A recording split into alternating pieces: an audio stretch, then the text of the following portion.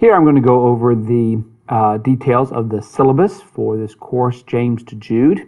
And so in the syllabus, there's several things that you will find out that's important. Obviously, my name.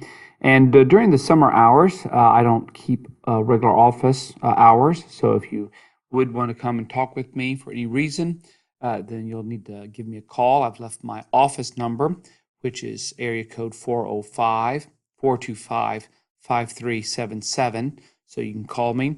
But probably the best way to get in touch with me is by email. And so my email address is here.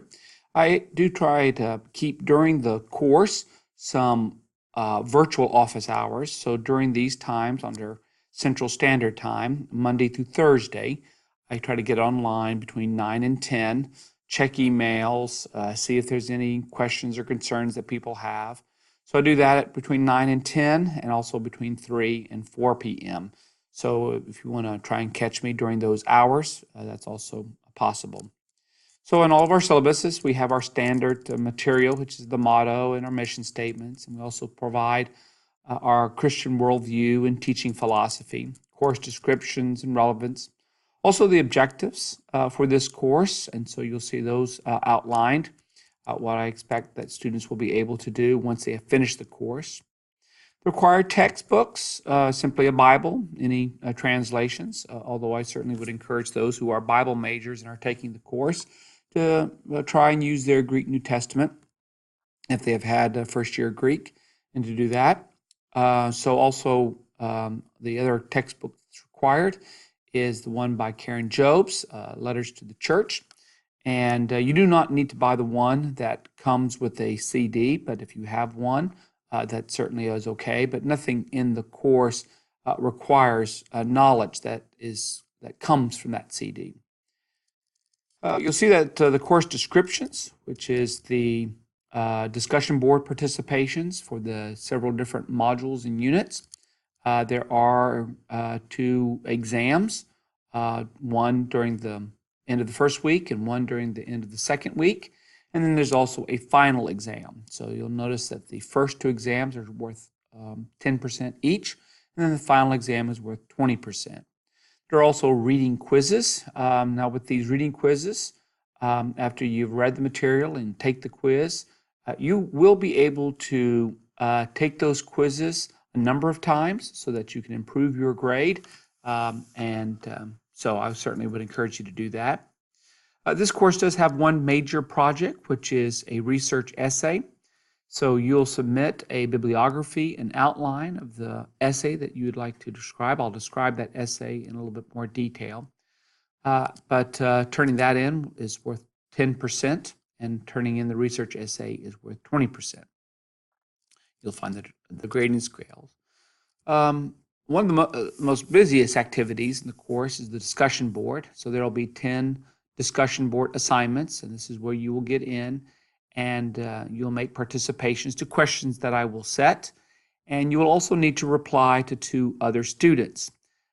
So during each week, you'll need to reply to my questions by the end of the week, that is by Friday, end of the day Friday, and you'll need to respond to 2 other students by the end of before the beginning of the next week, which is on Sunday evening. So by Friday evening, you will respond it at least to me, and by Sunday evening, you will respond it to 2 other students. Now, you can certainly do this earlier in advance so that you have not only responded to my questions, but also have responded to 2 other students even before the Friday. It's just whether or not there are students to respond to. So you want to make sure that you do substantive posts, and by substantive posts, we mean try to answer the questions in full details, making references. There is a rubric that you can look at that helps you to guide you in knowing what a substantive post is and substantive replies. And so if you want to make sure you get the highest grade possible for those points, observe those discussion board rubric. There are, as I said, these reading quizzes, and you'll be able to take these quizzes multiple times in order to improve your grade. The quizzes are usually made up of multiple choice questions. There is a bibliography and an outline that is due, and for the bibliography, you have to use 7 sources. And since most students taking this course are not near Oklahoma Christian campus, some may be, but many may not be, and many may not have access to an academic library, you are able to use sources that you can get online. There are certainly electronic books. You can find articles. Certainly, students have access to OC's library electronically and can find electronic articles that they can use. You can also use websites and other materials. But the only internet sources that you can use, whether it's a journal article or a book, or you find something on the web, what you must observe is whether or not the material is coming from an individual who is an academic in the field of biblical scholarship. So you have to make sure you know who the author is and what are their credentials for making their material available. Is it in a peer-reviewed journal, for instance? Is this book is their book published by an academic press? And so why I ask students to turn in a bibliography before they turn in their final essay is so that I can see the sources that they are using and that I can give feedback as to the quality of those sources. So you'll upload that bibliography, and I'll be able to make comments. You'll do it through turnitin.com, and I'll be able to make comments on it so that you can then either drop sources or add sources as is needed. Sometimes I might be able to make recommendations depending upon the subject that you're going to write about, what sources you might want to look at. And of course, the textbook itself that we use for this course can be a source. So already you have one source available to you if you have this textbook. The bibliography for this summer course is due on Thursday, June the 13th. You also write a brief outline that sketches what you're going to do, and this outline has to include a thesis statement and 2 or 3 major points that will be made, and also indicating the supporting arguments that you will have.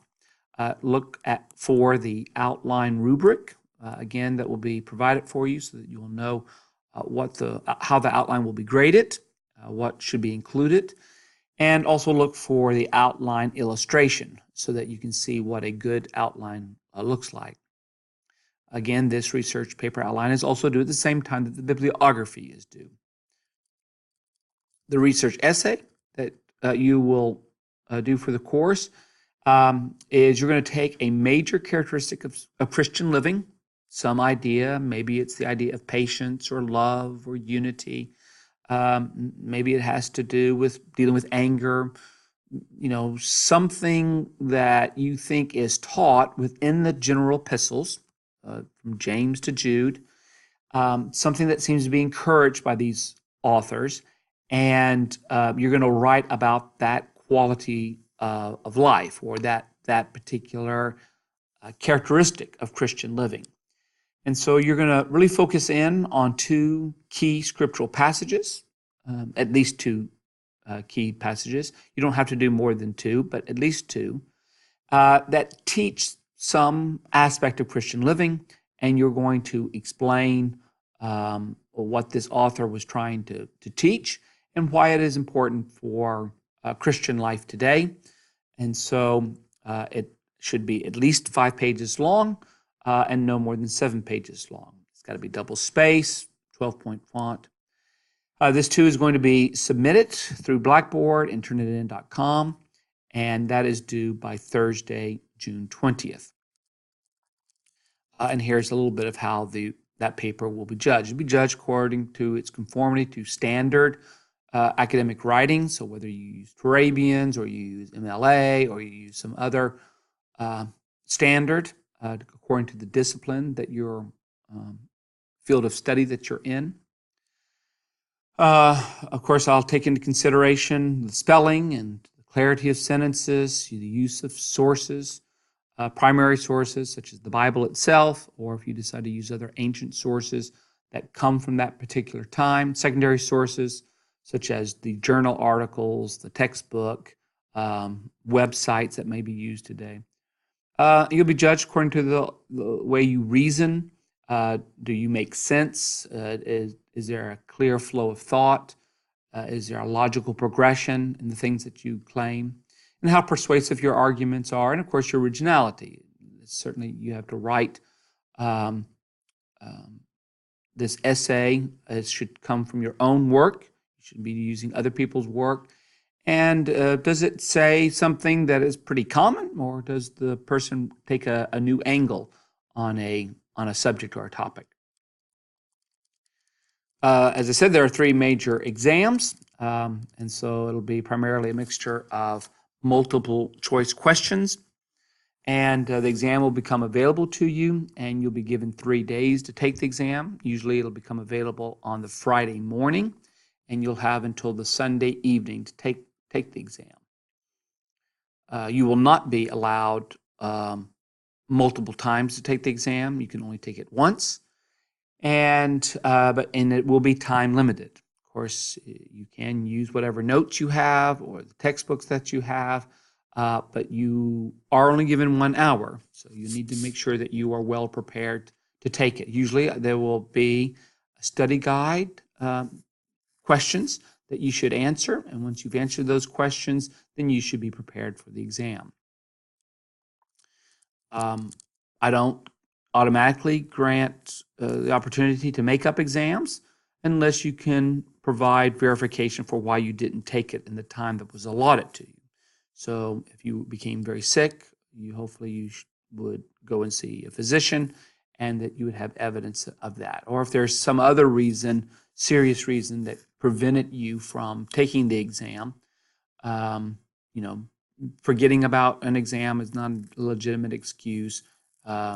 Being away on, out of town is not an excuse. You need to make preparations and be ready for the exam. As far as what's expected with work, don't email any work to me. Everything is uploaded through Blackboard, through Turnitin. There's also policies about our honesty. These are pretty standard. Policies about our Americans with Disabilities Act statement. So if you do have a disability and we do need to make some kind of accommodation for that, please make sure I'm aware when we talk to our Katie Roble in that office. Also, it's provided different kinds of helps that's available. Please note that research help is going to be limited with our library. Many of the library staff are not available during the summer, but there are some, and they might be able to assist you in some way. And so there's a telephone number, but do note that they close during the summer by 5 o'clock Central Standard Time. Also, if you have any electronic issues with quizzes or exams, and you'll want to make sure you contact either our IT department or you will want to contact Blackboard Help, which is usually indicated on the left side in Blackboard. In the course, there's a link for those resources. We also have a policy against any kind of sexual misconduct, any harassment that might be done.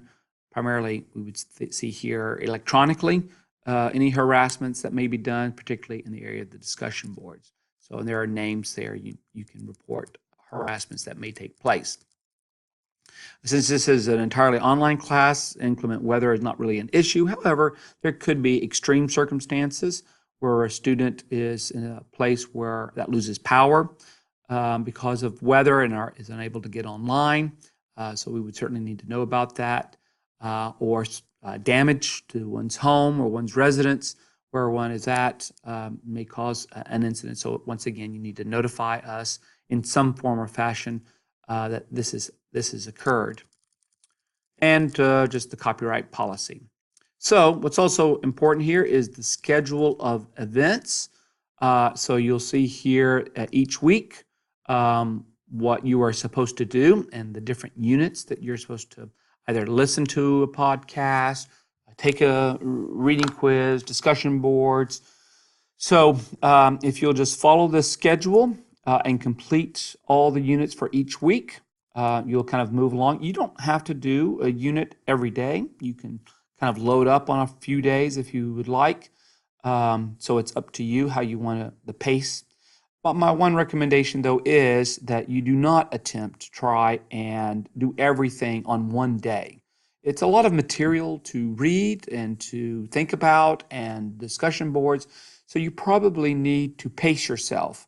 So taking one or maybe two units a day is sufficient. Trying to do 3 or 4 units on the same day is an awful lot. So make sure you have a good pace towards going through the material. So each unit has instructions about what you're to do, and you can also, as you go into Blackboard, you'll see the models that also have that. And so it goes through week 1. You finish all the way up to unit 6 being the study guide and taking the exam. And then in week 2, you'll also have unit 7.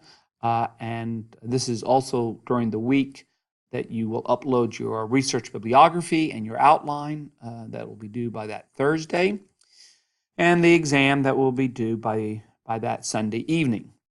During week 3, you'll see some other units. Unit 15 is simply the uploading of the research essay. So once you have done that, that's that unit done.